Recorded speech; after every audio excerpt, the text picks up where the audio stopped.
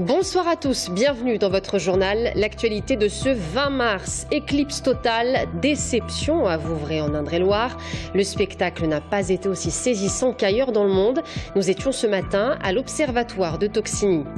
J-2 avant les élections départementales. Dans notre édition ce soir, les enjeux du premier tour en Loir-et-Cher. Rapport de force, canton à surveiller, on vous dit tout. Également de notre journal, une invitée, Clotilde Massari, directrice de TV Tour Val-de-Loire. Elle nous expliquera le dispositif mis en place par la rédaction pour vous faire vivre ce premier tour.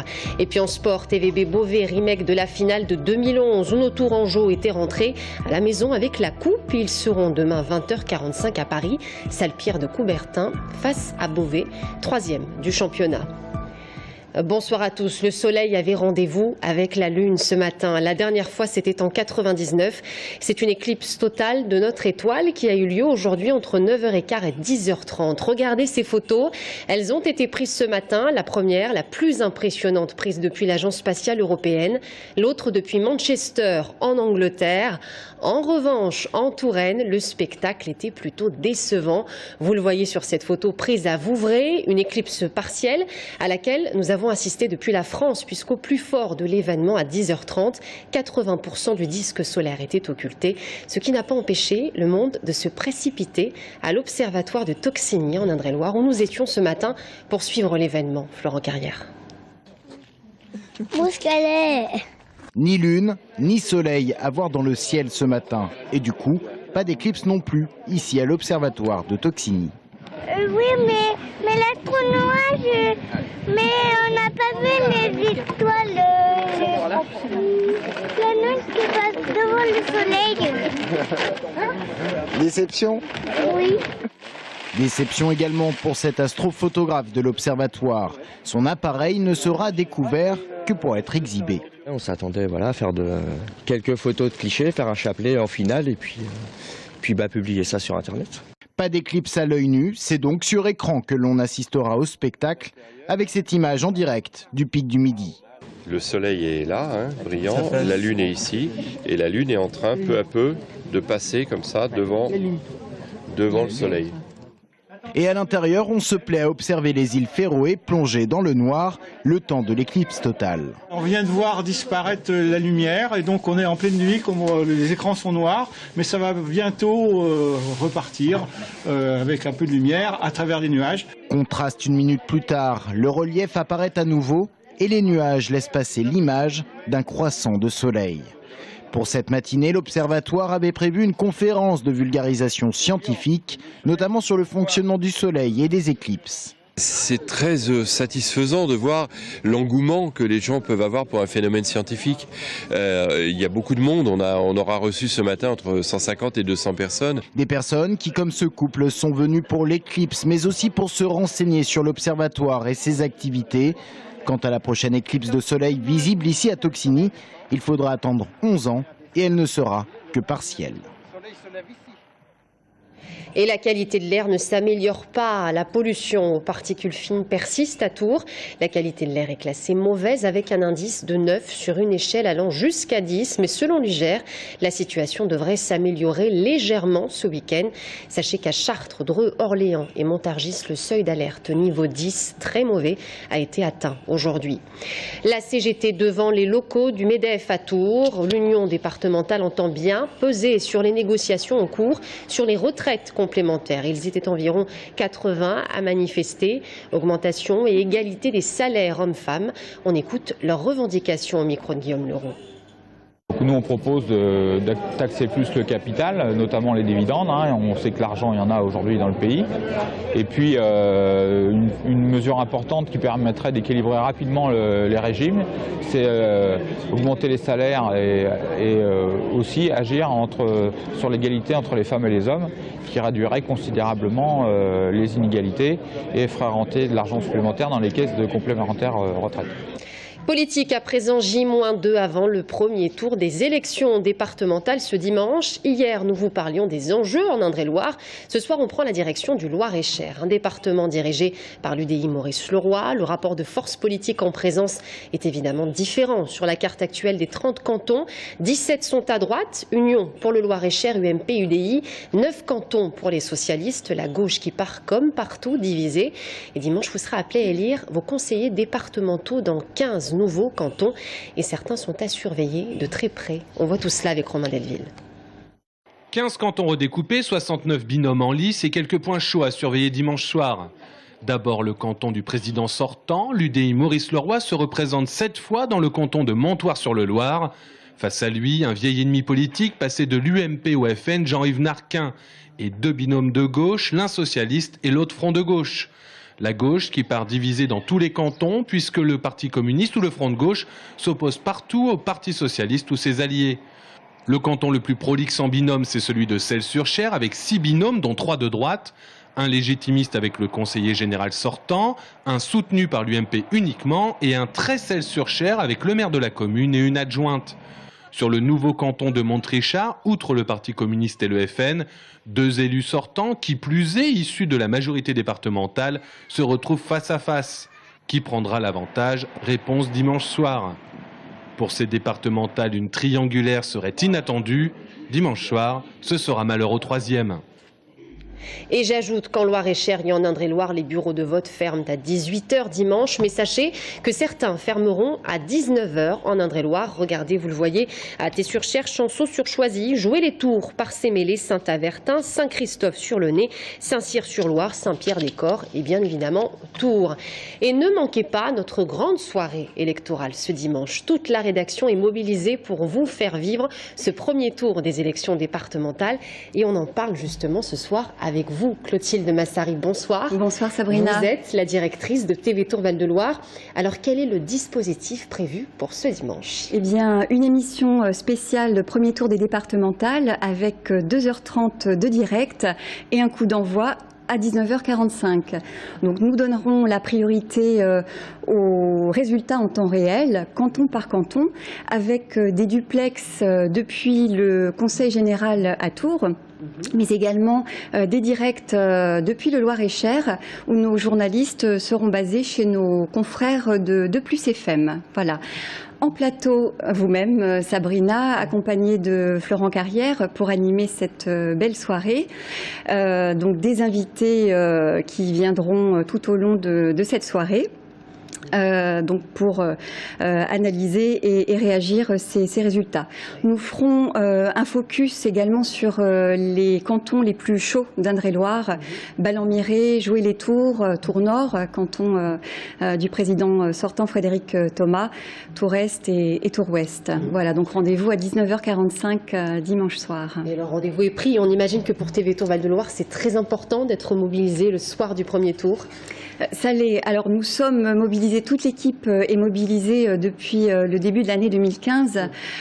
Donc nous avons mis en place un dispositif spécial, élection départementale, avec des interviews en plateau, des portraits des candidats dans nos journaux télévisés, des débats un petit peu plus récemment donc sur le Loir-et-Cher et l'Indre-et-Loire. Donc c'est vrai que TV Tour se positionne voilà, comme un acteur de la pluralité de l'information sur sa zone de diffusion.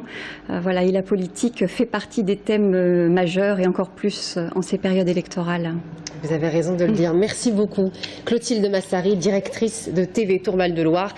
Et on se retrouve donc dimanche, d'abord à 18h45 pour un flash spécial et 19h45 marquera, comme vous l'avez dit, le début de notre grande soirée électorale. Duplex en Indre-et-Loire, Loir-et-Cher, élu observateur politique uniquement sur TV Tour Val-de-Loire. Et on continue en politique, puéril, amateurisme ou encore digne d'une publicité pour la Saint-Valentin. La droite assassine le nouveau logo de la région Centre Val-de-Loire. Hervé Novelli, Philippe Vigier, Thibaut Coulon ne mâchent pas leurs mots. La campagne des régionales est bel et bien lancée. Anaïs Michaud. Lorsque l'on interroge l'opposition sur le nouveau logo de la région Centre, on est bien loin des critiques dithyrambiques. Il ne m'a pas pas stupéfait par sa capacité d'innovation et par le fait que spontanément on y retrouve la région. Donc pour tout dire, cela porte la marque d'un grand amateurisme. Lorsqu'on le regarde, on se demande est-ce que c'est un cabinet de cardiologie, est-ce que c'est une publicité pour la Saint-Valentin, est-ce que c'est le logo des Restos du Cœur? Ce logo, je le trouve à la fois un peu puéril et justement un peu à l'opposé de ce qu'on peut imaginer pour cette région qui est en recherche d'attractivité, alors que c'est une nature absolument magnifique, qui est une région dont l'image ne demande qu'une seule chose, c'est d'être améliorée. Un logo qui passe mal, d'autant que l'opposition dit n'avoir pas été concertée, alors qu'elle s'était positionnée en faveur du changement de nom en région Centre-Val de Loire. Il y a quelque chose d'assez précipité et d'assez solitaire à vouloir se doter à marche forcée d'un logo. Donc ne pas le faire partager par l'opposition bien sûr, mais par les citoyens finalement. Pour Thibaut Coulon, cette précipitation n'a rien d'étonnant. C'est une opération de communication, c'est un habillage qui ne trompe personne, surtout lorsqu'on est dans une année d'élection. Donc on a raté la refonte de la carte des régions, on a raté cette occasion et on nous fait un habillage plutôt habile pour faire du neuf avec du vieux. Hervé Novelli a profité de la commission permanente de ce vendredi pour demander de remettre à plus tard l'application de ce logo. Le harcèlement à l'école, le phénomène n'est pas nouveau, mais a pris de l'ampleur avec Internet. En Indre-et-Loire, 35 cas de harcèlement ont été recensés l'année dernière. Insultes, menaces, bousculades, injures à répétition. Il n'est pas toujours évident pour un enfant de prendre conscience qu'il est une cible et pour les parents de déclencher l'alerte. Depuis lundi, 500 écoliers et collégiens du sud de la Touraine sont sensibilisés à cette question qui préoccupe de plus en plus les parents et le corps enseignant. En direction, le collège de Montrésor avec Audrey Champigny. Grand nez, tu viens? Allez. Ouais, t'es le copain de Cléopâtre? Allez, viens. Allez, on avec ton nez. T'arrives à respirer quand même quand il y a de la pollution? T'es pas bouché tout de suite? Nouveau à l'école, bizarre, différent. Facile alors de le prendre pour cible, de le bousculer dans les couloirs ou de l'insulter dans la cour. Voilà à quoi peut ressembler du harcèlement. Et c'est la répétition qui va faire le harcèlement. Je viens juste une fois, comme j'ai fait, je te taquine une fois. Arrête! Ok. Demain, il me revoit pas, je vais pas revenir. Si je reviens tous les jours. En fait, plus on est grand, quand on arrive vers la 3e, on se rend pas compte de ce que ça fait pour les 6e qui sont tout petits, qui viennent d'arriver. En fait, on se met pas à leur place. Autre phénomène, le cyberharcèlement via les réseaux sociaux sur Internet. Légalement, il faut avoir 13 ans pour ouvrir un compte Facebook, par exemple. Dans cette classe de 4e, seuls 3 ou 4 n'en ont pas. Et sur la toile, la tentation est grande. Commentaires, vidéos, photos. Pas facile pour ces adolescents de mesurer les conséquences de leurs actes et de se protéger. Quoi qu'on dise, ça peut être mal pris. Du coup, sans le vouloir, on peut blesser quelqu'un. Et tout peut être retracé, parce que tout peut être retrouvé et tout. Même si on supprime les messages, on peut toujours retrouver, voilà. C'est très à la mode, c'est très facile. Le problème, c'est qu'il y a un travail d'éducation à faire, d'éducation aux médias qui est à faire sur l'utilisation, protection. On voit simplement sur le statut public-privé, on se rend compte que des mineurs, ils se sont mis en statut public parce qu'ils ont envie de rayonner. Pour les parents, mais aussi surtout pour les enseignants, le harcèlement est souvent difficile à prouver, car caché. Le problème du harcèlement, souvent quand il est traité médiatiquement, c'est personne s'en est occupé. Mais pourquoi personne s'en est occupé? Les enfants ne sont pas entourés d'adultes qui veulent pas, complètement insensibles. C'est parce qu'on ne voit pas, parce que le harcèlement, c'est sournois. Nous avons à un moment donné un jeune en souffrance, et s'il ne le dit pas, c'est parce que c'est une blessure narcissique très violente, d'une part, qu'il l'intériorise comme quelque chose de normal, parce que c'est la seule chose qui le rendra acceptable, c'est que c'est normal, c'est à lui que ça arrive, pas à un autre, c'est parce que c'est à lui que c'est destiné. Donc tout ce faisceau-là fait que les élèves ne le disent pas. Pour parer au harcèlement à l'école, un site internet ainsi qu'un numéro unique sont à la disposition des familles. Mais la meilleure des solutions reste encore d'oser en parler. En France, on compte plus de 380 000 élèves victimes de harcèlement. En Indre-et-Loire, 35 cas ont été signalés l'an dernier, dont 3 de cyberharcèlement. Et l'opération sensibilisation se poursuit jusqu'au 26 mars au collège de Ligueuil-Loche et celui du Grand Pressigny. On termine ce journal avec du sport. TVB, Beauvais, remake de la finale de 2011 où nos Tourangeaux étaient rentrés à la maison avec la coupe. Ils seront demain 20h45 à Paris, salle Pierre de Coubertin face à Beauvais. 3e du championnat, l'équipe en forme du moment. Mais la Coupe de France a déjà souri au TVB. S'ils gagnent cette fois, les Tourangeaux enregistreront leur 8e Coupe de France en l'espace de 10 ans. Thomas Blanc. Gagnera pas, telle est la question. En soufflant le chaud et le froid une bonne partie de la saison, Tours a quand même réussi à remplir ses objectifs. Gagner une super coupe, remettre son titre en jeu à Coubertin et figurer en bonne position pour les playoffs. Mais samedi, pour la finale de la Coupe de France, il faudra faire face à Beauvais. Beauvais, c'est l'équipe en forme, c'est un jeu complexe avec nombre d'étrangers dont son passeur, le Belge Franck De Pestel. L'international est l'ennemi numéro 1 des Tourangeaux, capable de mettre le feu en prenant le jeu à son compte. Lors de la première journée du championnat, on se souvient, Tours s'était imposé difficilement là-bas, 3-7-2. Au niveau de l'intensité, de cet engagement, de cette motivation, cette détermination, le groupe il sera. Après, on sera capable ou pas capable de battre Beauvais, c'est autre chose. Mais toute cette énergie, elle aura. Et c'est pour ça que quelque part, tu es toujours un peu en mode économique dans un match comme ça. Lors de la dernière journée contre Toulouse, Tours a assuré. Et à en croire à Maurizio Paes, le TVB était déjà prêt à en découdre. Et on veut bien le croire. Le TVB, c'est l'équipe des finales. Déjà 7 Coupes de France remportées en 9 ans. Pourquoi un 8e sacre semble si évident ? D'abord parce que Tours est l'équipe la plus complète de Liga. Elle l'a montré en battant Toulouse en demi-finale grâce à son banc.